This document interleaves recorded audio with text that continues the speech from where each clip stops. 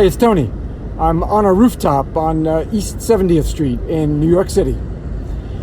Your board and planned giving, they definitely have a role to play. Part of it is even legal, fiduciary obligation.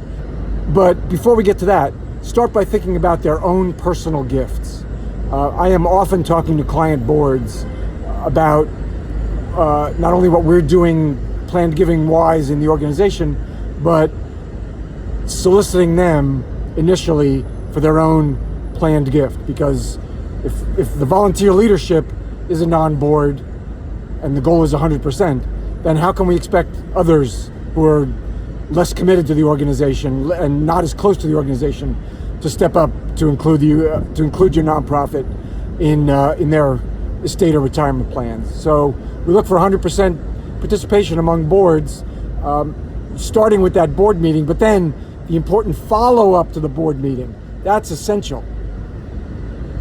A piece of spittle just go across the screen? I think it did. I get excited, I can't help it. What else can boards do around planned giving?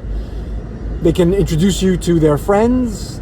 They can host events. I love to see intimate events, 6 or 8 people in a home, talking about different ways of including your organization in estate and retirement plans.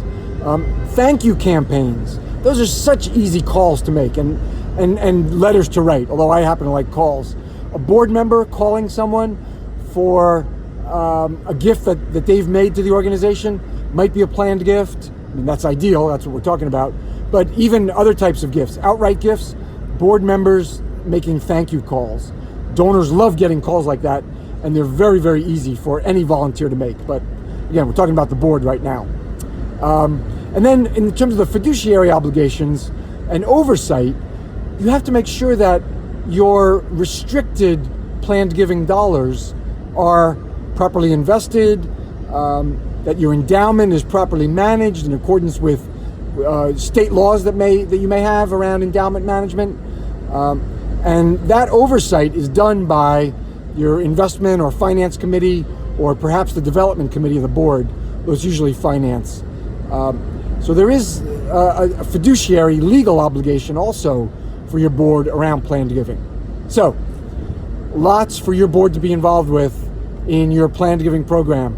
You start with bequests.